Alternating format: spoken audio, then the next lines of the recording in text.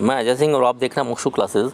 आज की इस वीडियो में हम लेसन नंबर 15 पढ़ने जा रहे हैं, जो आपकी RBSC किताब जो है रेनबो, उसमें 15 नंबर चैप्टर एक छोटी सी पोएम है, द 7 एजेस ऑफ मैन। इसको शेक्सपियर ने लिखा है, बहुत प्रसिद्ध कविता उनकी।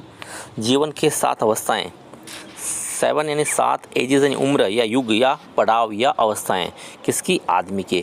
एक मनुष्य के जीवन में उन्होंने 7 प्रकार के अस्तित्व को बताया है। कवि इस कविता में कहते हैं कि जीवन क्या है?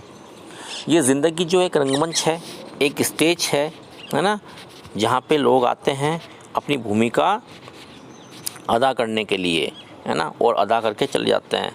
और उसकी भूमिका के 7 पड़ाव उसने बताए हैं। शेक्सपियर ने कहा कि 7 प्रकार से 7 पड़ाव हैं ज़िंदगी में, जो एक आदमी अपनी ज़िंदगी में जीता है। सबसे पहले छोटे बच्चे के रूप में, फिर किशोर अवस्था में, फिर जवानी में, फिर कैसे कैसे उसके 7 अवस्थाएं बताई हैं। ये इसी चैप्टर में, इसी कविता में हम पढ़ते हैं। तो आइए शुरू करते हैं, आप और हम मिल के देखते रहिएगा। The 7 ages of man, all the words stage. पहली लाइन है कविता की, all the words a stage. यहाँ पे ऑल का मतलब सब, सारा का सारा, द वर्ड एंड संसार, ये एटपोस लगा के एस जो लिखा इसका मतलब हुआ इज़। सारा का सारा संसार जो है वो है, एक स्टेज है, एक रंगमंच है। संसार को कवि ने क्या बताया? रंगमंच बताया है। And all the man and women merely players. और यहाँ पे जितने भी पुरुष हैं, जितनी भी महिलाएं हैं, वो क्या है? मेयर यानी केवल प्लेयर्स हैं। प्लेयर्स यानी रंगमंच पे भूमिका अदा करने वाले किरदार, है ना। सारे के सारे पात्र हैं इस रंगमंच पे, जो भूमिका निभाएंगे, ऐसे पात्र या ऐसे किरदार हैं। आगे वो कहते हैं, and one man they have their exist and their entrances.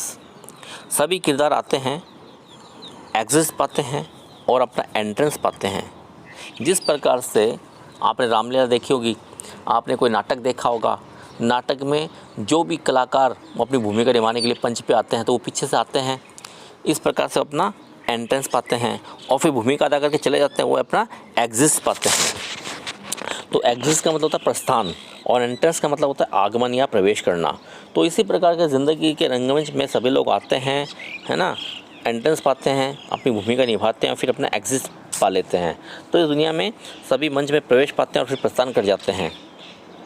And one man in his time plays many parts. और एक आदमी जो है वो अपनी ज़िंदगी में अपने टाइम में प्लेज निभाता है मैनी पार्ट्स, बहुत सारे पार्ट्स निभाता है। पार्ट्स यानी भूमिकाएं, बहुत सारी भूमिका एक आदमी अदा करता है ना। वैसे भी देख लीजिएगा, एक आम मनुष्य ज़िंदगी में क्या क्या भूमिका होती है। एक माँ के लिए बेटा, पिता के लिए बेटा, एक भाई बहन के लिए भाई, है ना। इस तरह से कभी पति तो कभी कुछ, कभी नौकर या कभी का मालिक। तो बहुत सारी ज़िंदगी में भूमिकाएं हम निभाते हैं। आगे वो कहते हैं, हिज एक्ट्स बीइंग 7 एजेस। मनुष्य के एक्ट्स जो हैं, मनुष्य के कार्य जो हैं, वो 7 अवस्थाएं होती हैं। उसकी जीवन की 7 अवस्थाएं हैं। और वो 7 अवस्थाएं कौन कौन सी बताई कवि ने? अब वो शुरू कर रहे हैं। सबसे पहली बताई उन्होंने, एट फर्स्ट द इन्फेंट। सबसे पहली अवस्था एक इन्फेंट के तौर पे, इन्फेंट यानी शिशु।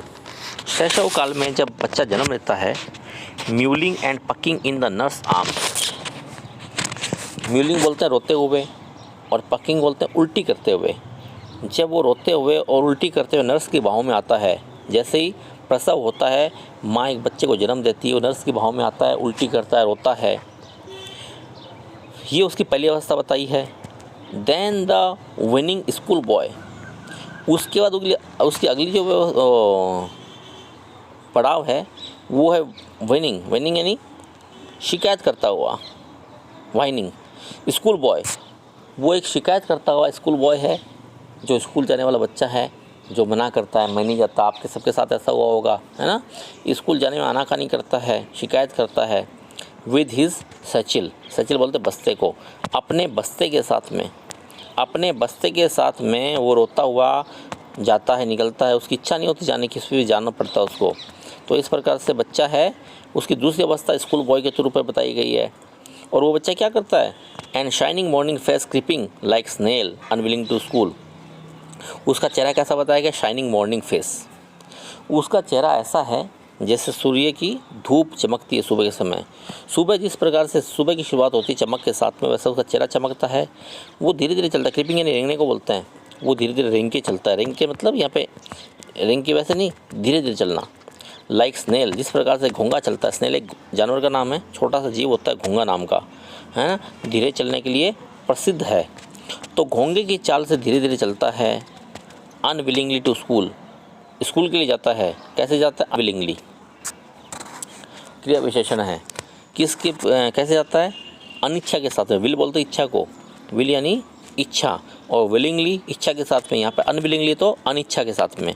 बच्चे की स्कूल जाने की इच्छा नहीं होती है तो बिना इच्छा के वो जाता है स्कूल के लिए, अपना बैग उठाता है, ठीक है ना, साइकिल में बैग उठाता है और चमकते चेहरे के साथ में धीरे धीरे रेंगकर एक घोंगे की भांति बिना मन के स्कूल जाता है। एंड देन द लवर, उसके बाद अगली अवस्था जो है वो जो किशोर अवस्था से आगे युवा अवस्था में प्रवेश करता है, उस समय देन द लवर, फिर वो एक प्रेमी की भूमिका निभाता है। वो एक प्रेमी बन जाता है, युवा प्रेमी। शाइंग लाइक फर्नेस, शाई यानी गहरी सांस लेना, है ना, आहें भरना। वो आहें भरता है जैसे भट्टी, फर्नेस बोलते हैं भट्टी को, भट्टी की तरह से, गर्म जलती हुई भट्टी की तरह से वो आहें भरता है।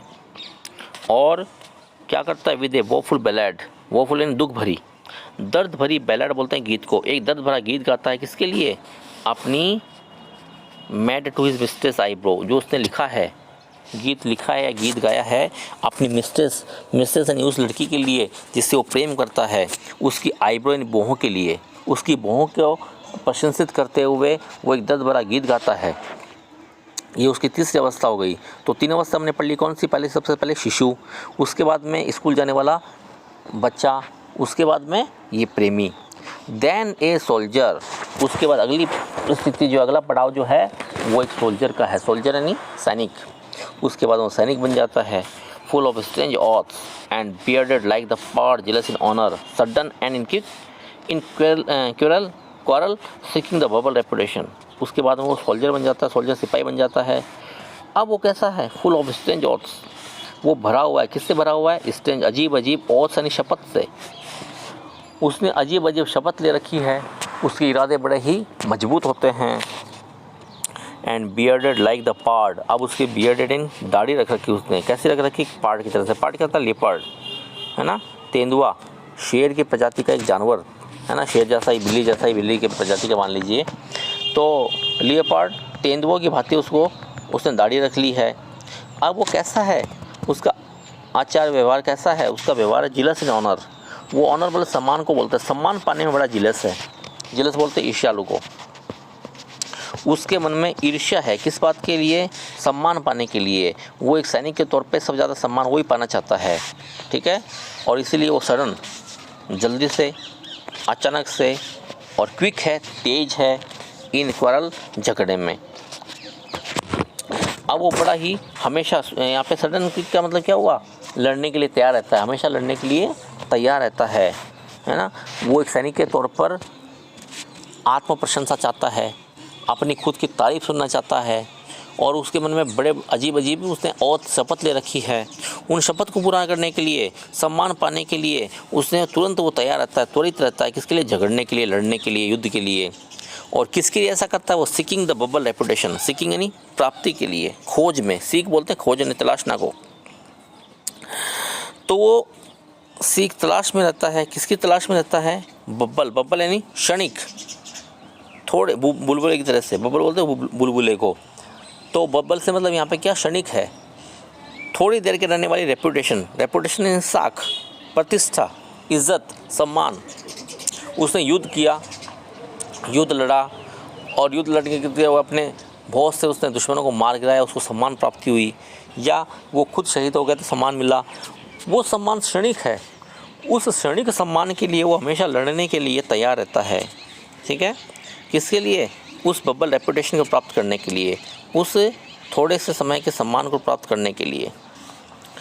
Even in the cannons mouth, यहाँ तक कि कैनन बोलते तोप को, तोप के मुंह में भी, तोप के मुंह में भी वो डरता नहीं है, उसको डर नहीं लगता है, और तोप के मुंह में भी वो लड़ने के लिए तैयार रहता है। आगे देखिएगा, आगे वो कहता है and then the justice in fair round belly with good capon lined. उसके बाद की अवस्था जो है वो कैसी अवस्था है, फिर जस्टिस बन जाता है, जस्टिस बोलते हैं न्यायाधीश को, फिर वो एक न्यायाधीश का रोल अदा करता है, ठीक है, न्यायाधीश बन जाता है और उसका रोल अदा करता है। और अब वो कैसा, उसकी कदकाठी कैसी है, in fair round belly with good capon lined, उसकी गोल मटोल बेली है, बेली बोलते हैं पेट को, तोंद, अब उसकी तोंद आई हुई है, गोल मटोल तोंद है ना, जिसके पेट में चूजे भरे हुए हैं, गुड कैपन बोलते हैं चूजों को, मुर्गों को, है ना, उसने मुर्गे खा खा के अपने पेट को फुला रखा है, तोंद बना रखी है, तो उसकी तोंद बढ़ी हुई है, किससे, मुर्गे ठूस ठूस कर, ऐसा लिखा इसमें। आगे देखिएगा, with eyes severe and beard of formal cut, अब उसकी आंखें कैसी हैं, उसकी आंखें जो हैं सेवर कठोर हैं, and beard of formal cut, अब उसने दाढ़ी रखनी शुरू कर दी, कैसी, फॉर्मल, औपचारिक कट में, औपचारिक रूप से उसने दाढ़ी रखनी शुरू कर दी है।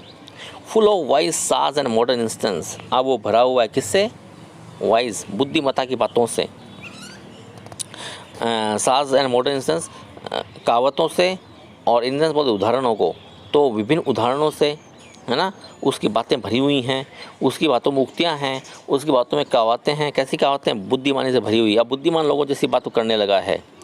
And so he plays his part, और इस प्रकार से वो प्ले करता है, निभाता अपनी भूमिका को। द 6th एज शिफ्ट्स, अब ये 5 अवस्थाएं हो गई हैं, 5 कौन कौन सी हो गई है, एक शिशु के तौर पर, स्कूल जाने वाले बच्चे के तौर पर, युवा प्रेमी के तौर पर, उसके बाद में एक सैनिक के तौर पर, और फिर उसके बाद में एक न्यायाधीश के तौर पर। अब छठी अवस्था शिफ्ट करती आती है, अब उसकी छठी अवस्था आ गई है, और छठी अवस्था में कैसे हो गया वो, into the lean and slippered pantaloon, अब वो लीन हो गया है, दुबला पतला शरीर, है ना, स्लीपर यानी चप्पल पहने हुए, और पेंटालून बोलते हैं एक अजीब बूढ़ा व्यक्ति को, एक अजीब बूढ़ा व्यक्ति बन गया है जिसने चप्पलें पहन रखी है, दुबला पतला शरीर, झुका हुआ शरीर है, with spectacle on nose and pouch on side, अब उसकी आंखों के ऊपर, नाक के ऊपर एक चश्मा रखा हुआ है, स्पेक्टेकल्स चश्मे को बोलते हैं, और पाउच ऑन साइड्स, उसके दोनों तरफ जो हैं, उसके पेट के पास की चर्बी जो है वो लटकी हुई है ना, उसके शरीर के पास में, उसकी कमर के पास में दोनों तरफ पाउच, यानी थैली को बोलते, थैली से लटकी हुई है, यानी उसका शरीर एकदम लटक गया है। हिज यूथफुल हॉज, उसका जवानी का हॉज, हॉज यानी एक स्टॉकिंग्स को बोलते हैं, कमर से लेके पैरों तक के जुराब को, या मतलब इस तरह से मान लीजिए आप, सर्दियों में आप लोग पहनते हैं सभी, अंदर पैंट के अंदर कुछ पहना जाता है एक, है ना, वो चीज़, तो उसकी जवानी के दिनों में पहने जाने वाले जो वो हॉज है, वेल से, और जो उसने अच्छे से बचा के रखा हुआ है, संभाल के रखा हुआ है, वो क्या बन गया, ए वर्ल्ड टू वाइड, वो उसके लिए संसार बन गया है, टू यानी बहुत ज़्यादा, टू वाइड यानी विशाल, इतना विशाल संसार जैसा बन गया है, किसके लिए, फॉर हिज शंक्स लेग, शंख, उसके पतली पतली टांगों के लिए, ठीक है ना, शंख यानी दुबली पतली सिकड़ी हुई, और शंख बोलते टांगों को, तो उसकी टांगों के लिए उसकी जवानी का जो एक पैजामा था वो कैसा बन गया है, विशाल संसार बन गया है ना, जिस प्रकार संसार में छोटी छोटी चीज़ें होती हैं, वैसे उस पैंट के लिए, अब उसका उस पैजामे के लिए उसके पैर बहुत पतले छोटे हो गए हैं। आगे, and is big manly voice, और उसकी आवाज़, जो मैनली बोलते मर्दाना को, जो पुरुषत्व से भरी हुई मर्दाना आवाज़ थी, turning again toward childish treble pipes, अब वो कैसी बन गई है, वो बच्चों जैसी बन गई है, टर्निंग बदल गई है, अगेन फिर से उसकी मर्दाना आवाज़ बच्चों जैसी पतली, है ना, और पाइप की तरह बजने वाली, सीटी की तरह बजने वाली आवाज़ बन गई है। And whistles in his sound, जब वो बोलता है तो उसकी आँखों, उसकी बातों में सीटियों की आवाज़ आती है ना, उसके मुंह से सीटियों की आवाज़ निकलती है ना, श्वसन क्रिया में कुछ खराबी होने की वजह से ऐसा होता है, सांस लेने में जब दिक्कत होती है बूढ़े लोगों को तब ऐसा होता है। तो अब जब उसकी आवाज़ है जो पहले मर्दाना हुआ करती थी, अब बच्चों जैसी हो गई, पतली आवाज़ पड़ गई है, ठीक है, इस तरह से उसका शरीर जो है अब काफ़ी कमज़ोर हो गया है। लास्ट, इसका मतलब ये हुआ कि वो एकदम से अब उसने दुबला पतला शरीर हो गया उसका, उसकी आवाज़ बच्चों जैसी हो गई, कमज़ोर हो गया है, ये मतलब हुआ इसका। और सबसे आखिर में ये छठी अवस्था थी, लास्ट सीन ऑफ ऑल। अब सबसे आखिरी सीन आता है, जीवन का सबसे आखिरी पड़ाव आता है, जीवन का सबसे आखिरी भूमिका आती है, और वो क्या है, that ends this strange eventful history, जो कि अंत कर देती है किसका, इस स्ट्रेंज, इस अजीब इवेंटफुल यानी घटनाओं से भरी हुई हिस्ट्री यानी इतिहास का। अब सबसे अंतिम अवस्था आती है, वो अवस्था जो उसके जीवन के इतिहास को ख़त्म कर देती है। उसके जीवन के जो इतिहास, जो घटनाओं से भरा इतिहास है, उसका खात्मा कर देती है ये सातवीं अवस्था। ठीक है। और ये क्या कहता है वो यहाँ पे, वो है दूसरा बचपन होता है उसका, इन सेकंड चाइल्डनेस। ये उसका सेकंड चाइल्डनेस है, दूसरा बचपन है। एंड मेयर ऑब्लिवियन, अब वहाँ पे क्या है, वो ऑब्लिवियन हो गया। ऑब्लिवियन बोलते हैं विस्मृति को, है ना, यादें उसने भुला दी हैं। विस्मृति की स्थिति, उसको बचपन का, अपनी जवानी के दिनों का ज़्यादा कुछ याद नहीं है ना, भुलक्कड़ हो गया है। तो इस प्रकार से सातवीं अवस्था आती है। सातवीं अवस्था वो अवस्था जो उसके घटनाओं से भरे इतिहास के वाले जीवन को ख़त्म कर देने वाला होता है ना। उसमें क्या है, वो दोबारा बचपन, बच्चे जैसा हो गया है। बोलते हैं ना, बूढ़े व्यक्ति बच्चों जैसे हरकत करते हैं, तो बच्चे जैसा हो गया है और अब उसमें विस्मृति हो गई है, चीज़ों को भूलने लगा है। अब देखो लास्ट में, आखिरी में क्या कहता है, आखिरी लाइन है सेंस टीथ। सेंस का मतलब होता है बिना, बिना टीथ के, टीथ बोलते हैं दांतों को, अब वो दांत नहीं उसके। सेंस आइज़, उसकी आइज़ नज़रें नहीं है, नज़रें कमज़ोर हो गई है। सेंस टेस्ट, और ज़िंदगी में उसको कोई स्वाद नहीं है, बिना स्वाद के। एंड सेंस एवरीथिंग, हर चीज़ में उसको कुछ भी महसूस नहीं होता, हर चीज़ के बिना है। उसकी ज़िंदगी में कोई रस नहीं है, उसका जीवन नीरस हो गया है। ना उसके दांत रहे हैं जिससे वो कुछ खा सकता अच्छा, ना उसकी आंखें रही हैं जिससे अच्छा देख सके, और ना उसका स्वाद लेने की उसकी क्षमता रही है। अब वो हर चीज़ से लाचार हो गया है ना। तो उसको विलियम शेक्सपियर ने लिखा है, प्रसिद्ध कवि है अंग्रेजी के। और इस प्रकार से उन्होंने 7 अवस्था बताई हैं, मनुष्य के जीवन की 7 अवस्थाएं, 7 युग जिसमें अपनी ज़िंदगी बिताता है। सबसे पहले एक शिशु के तौर पर, फिर स्कूल जाने वाले बच्चे के तौर पर, फिर एक युवा प्रेमी के तौर पर, और उसके बाद में एक सिपाही बनकर, फिर उसके बाद में एक न्यायाधीश बनकर, और उसके बाद में एक ऐसा आदमी बन जाता है जो लास्ट में वो मरणासन हो गया, कमज़ोर हो गया। इस प्रकार 7 अवस्था उन्होंने बताई हैं। तो ये हमने कंप्लीट कर लिया है, वर्ड बाय वर्ड मैंने बताने आपको कोशिश की। द 7 एजेस ऑफ मैन, इसके क्वेश्चन आंसर जो है वो सब डिस्क्रिप्शन में दे दूंगा, मैं लिख दूंगा, वहाँ से आप नोट कर सकते हैं। और इसी के साथ में the 7 ages of man written by Shakespeare ये कंप्लीट हो गया है। उम्मीद करता हूँ आपको वीडियो अच्छा लगा तो उसको लाइक करिएगा बेटा, शेयर करिएगा, और उसको वीडियो देखते रहिएगा। सब्सक्राइब नहीं किया किसी ने चैनल तो प्लीज़ सब्सक्राइब करिएगा, वीडियो देखते रहिएगा। अगले वीडियो में फिर से एक नए चैप्टर के साथ में, एक नए लेसन के साथ में आपके सामने उपस्थित होता हूँ। तब तक के लिए